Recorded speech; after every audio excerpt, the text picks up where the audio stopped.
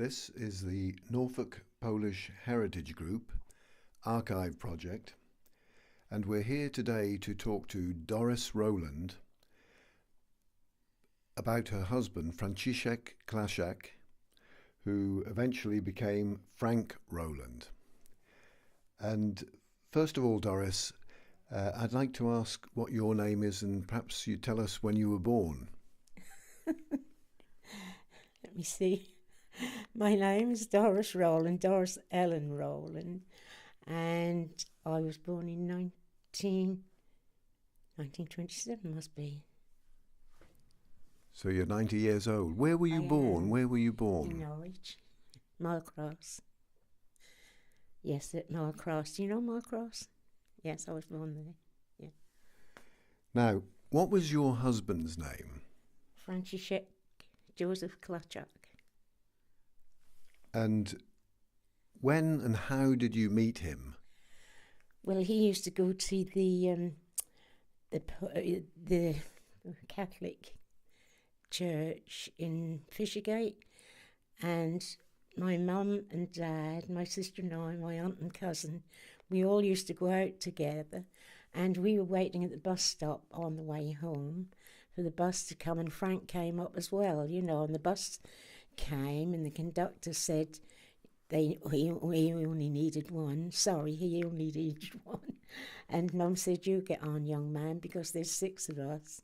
So Frank got on the bus, but the next week he was there again, and we all got on the bus together, and he sat with me and he said, could he go out with me? And I said, "No, I'm sorry, I always go out with my sister, And anyway, the next week he was there again, and we went out, he asked if we could go out, and we went out, and then gradually that came more than, that was one day a week, and then it went on, and then that was the way it all started, and then that was every day, every day, every night really, when he came from work and I came from work, we would go out together, but so we met early in the year, and we married in November of that year. We got engaged Easter and married in November. So you just knew him for quite a short while? Yes, we did. We didn't know each other that long, because Easter time, Frank asked Mum and Dad, if we could get engaged, and Dad said he had no objection and Mum didn't. And so we were engaged at the Easter, and then married in the November. So that was it. That's not quite a year anyway. And what did they think about you marrying a Polish man? Well, Dad thought the world of Frank, because I suppose with Dad being in the army in the 14-18 war, they had quite a lot to talk about and things like that, but and Mum and Frank got on very well. They got on very well together. That was a bit difficult, for him, because he spoke English, yes, but with bits of Polish in between at first, but that was quite good, Dad thought the world of Frank. He always did, I suppose with Dad being in the forces, in the 14-18 war, that did bring them closer together, because I suppose they used to discuss all things like that, but so that was what happened. And why did Frank come to Norfolk in the first place? You mean, well, because he was doing his national service at Chensterhover when the war started, because they used to do national service, didn't they? The girls used to be nursing, and the boys used to do they were in the army like they were here, weren't they, And that was what happened, but Poland fell in about 10 days, I think. And then he was taken prisoner, and he was in a concentration camp in... Oh, I can't think the name now.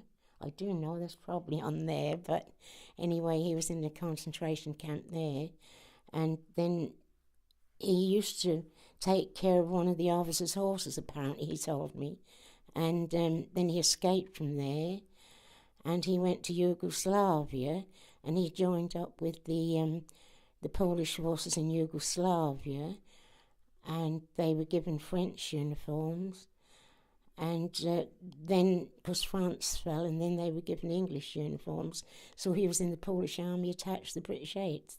So he went, all through North Africa. He was at Monte Cassino, and then they brought them to Venice. He ended the war in Venice. Then they kept him 2 years there because they didn't know what to do with them, And then apparently they brought them back to England, and they landed in Scotland. And then they brought them down to Aldershot, and then they were in some kind of camp here, I think. And then, of course, when they came out of the army, when they were discharged from the army, then Frank was given a job at Buxton Lammas in the flour mill. And then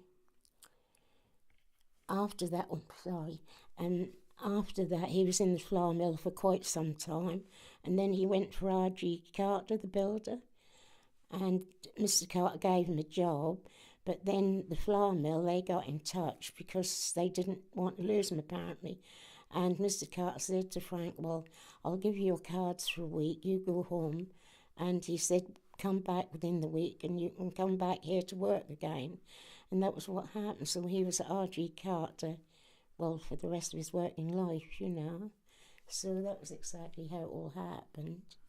What did he do at Carter's? At Carter's, well, he used to be on the compressor, and he used to go out on jobs, whatever had to be done, well, all over everywhere, And that was what actually happened there, But then he went into the garage and he took care of the cars in the garage, So he was in the garage after that. So that was quite a time, long time, And where was he born in Poland, and when was he born? As far as I know, that was in, I can't think of the name of the place, in Bohusitz. Because apparently his dad, he'd got a farm there, and according to what they told us, he had, before he married Frank's mum, he had 2 wives, and he'd lost them. I suppose they passed away, He had children by those wives, but then Frank's mum, she was Polish, but she lived in America, and I suppose she came over there for a holiday, and he sort of got attached to her. And then he had to go over to America, and he brought back to Poland, and they got married. And because Frank was the only son, I think, with that wife, but she died when she was 48. But as I say, his dad had a farm there. I understand that Frank got a Cross of Valour during the war. He was at Monte Cassino. Can you tell us a little bit about that?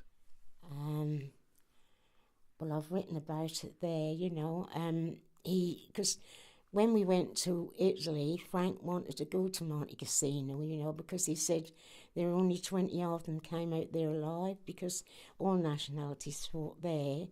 But the Polish, soldiers were there, and they actually took the casino in, well, that was all in pieces, weren't it? And they made a makeshift flag and put it on the rubble and everything, and that was absolutely destroyed, of course. But when we went to Italy, Frank always wanted to go back to the casino, But when we went, we stayed there, but the mountain pass was covered with snow, so we couldn't get through. But then, because Frank passed away after that, and I went with the British Legion, because I felt that he always wanted to go back, to lay a spray of poppies on, well, because the Polish cemetery and the Allied cemetery in 2 different parts, So I went over, as I say, with the British Legion, and I laid a spray of poppies on the Allied cemetery, because they took us there first. And then we went to the Polish cemetery, at Mont, because that was all rebuilt by then. And we went to the Polish cemetery, and then I laid on there, the spray of poppies and that I felt like I wrote on the card to say that came from him, and that was it. So I felt like I'd done something that he wanted to do, you know. So I just did, you know. So he came to Norfolk. Why did he change his name? Well, we thought if we had children, that would be better if they had an English name rather than a Polish name. I mean, I loved his name, but we thought that would be better. But because unfortunately we never did, you know. I had this operation and that was it. And we were both different religions. Frank was Catholic, I was Church of England. And because when we got married, we went to see the priest at the Catholic Church at Fishergate, and he wasn't too happy that I was Church of England, Frank was Catholic. So anyway, then we went to see the parson at St. Catherine's, and we saw him and told him what had happened, you know, with the Polish priest or the Polish church. And he said, well, I can assure you there'll be no problem with your marriage. You'll be just as, you know, married as if you were married anywhere else. He said there'll be no problems at all. So we were married at St. Catherine's. Which year was that? In, let me see, 1952 that would be. Yes, 1952. Yeah.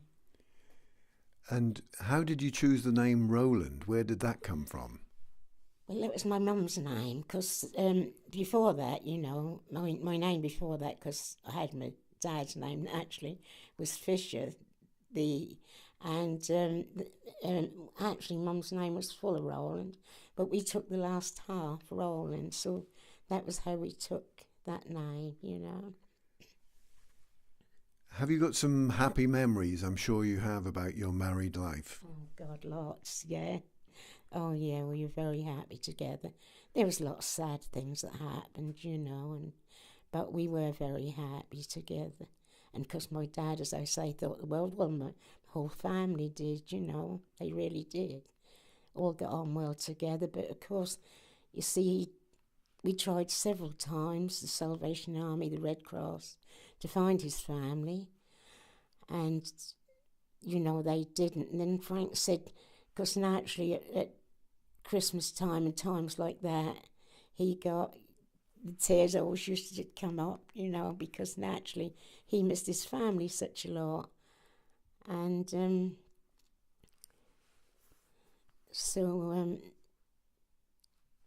that was what happened anyway, you know. And you mentioned some of the sad things. Those are the sad times at Christmas and times like that. Were there other sad times? Well, I suppose that Christmas, you see, like, as I said, when we used to, you know, sit down and the tears always used to come, you know, from Frank naturally, because he did miss them an awful lot, which you would do, wouldn't you? Your whole family. And anyway, as I say, there were other sad times, yes, because I suppose when Frank applied for his British nationality, you know, and the aliens officer came here, and Frank said, because he answered a lot of questions and everything, and they had a pile of papers, like, from the time that he'd left home. That was amazing, really, you know. And he had lots of papers, and Frank said, how long do you think? Because they had to be put in the paper in the area for 2 days running, you know, so that if anybody had any objections, they could contact, you know, and say what objections they had. But Frank said to the aliens officer when he came, because they had books, you know, where they had to report at the City Hall, you know, if they moved anywhere else, they had to report that to say where they were going. And they had these, well, little books, you know, more like you would have in the army, I suppose, really. And anyway, Frank said, how long did he think that would be before his British nationality came through? And they said, well, at least a year or more. But that came through in about 3 months. But I think that was his army record that did it, really, you know. So then we had to go to the City Hall, and Frank had this book that they had to, get signed and whatnot if they moved anywhere. And Frank said, "What do I have to do with this now?" And he just tore it up and put it in the waste paper bag. He said, "That is it," and that was it, because we had to go to a solicitor, you see, so that Frank could take the oath of allegiance, and because they only did one at a time. Now I think they do it in groups, don't they? I think if people apply for their British nationality, but we went to Tom Eaton anyway. That was in Upper King Street, and we went to him. And poor Frank, he'd been on a job, and his arm and hand had got caught between the lorry and the compressor, I think it was. So, of course, that was, he was all bandaged up and everything when he had to take the oath of allegiance. But that all worked out okay anyway, So, because that had to be circulated in a newspaper, as I say, so that if anybody had got any objections against him being English or, so that was it. That was what happened, how it happened. And did he and you ever go back to Poland? Yes. Not until we found his family, though. Because, Frank was out of the army, and we tried Red Cross and Salvation Army, through them, but they didn't have any success. And then this Christmas time, Frank said, "Shall we try again?" So we sent a card, and that got to his brother. And then 6 months later, we found his sister, because they had lived in Lvov. But when the war started, they moved out and they went to Krakow.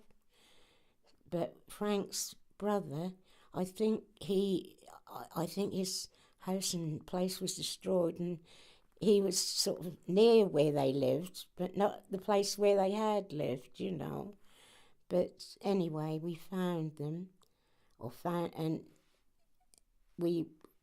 how long was it? That was the same year when we found them, and then we went over, to see them. That was the first time we went, but we went by boat and train, which was horrendous. But Frank said, when we came back, he said, "If we go again, I'll never go, the way we did this time." He said, "We'll fly," and that was what we did. We went about 9 times after that, I think. I think we went 10 times. Yes, it was, because the first one we went to, where we went by boat and train, and then we flew every time after that. What did he feel about his life in Norfolk? He loved it. He loved being in Norfolk, He really did, yeah. And do you have anything else you'd like to tell us about him? Oh, I suppose there's lots of things, really, but I think you'd have to ask me, really, but lots of things. He told me about one, when they were all in Venice after the war was over, and they kept them in Venice, and they had to know 500 words of English before they brought them back to England. Well, that's not very much in a language, really, is it? But that, and he said, one of his mates, he said, he wanted, because he went in a shop, he wanted some cigarettes, and he asked for a packet of cigarettes, and the lady in the shop said, "Sorry, I suppose she hadn't got any. Maybe they were Polish cigarettes, I don't really know." And she said, "Sorry." So he said, "Well, I'll have 20, sorry, please." That used to amuse Frank to death, Poor man. Oh, dear. Yeah, there was lots of things we used to have, when we were together, when he used to tell me things. But he never used to talk that much about the war, really, not until in later life, when, as we got older and that, I suppose they'd got so many things on their mind of how it happened and what happened, But that was it. And sadly, he died in 2002, I think it was it? Let me see, Frank has been dead now 14 years, so it'd be now this will be the 2003 this year, won't it? Yeah. Well, Doris, thank you very much indeed for talking to us this afternoon. It's today is Thursday, the 19th of January 2017. Thank you very much indeed. You're more than welcome, thank you. Bit on the nerve as best I could.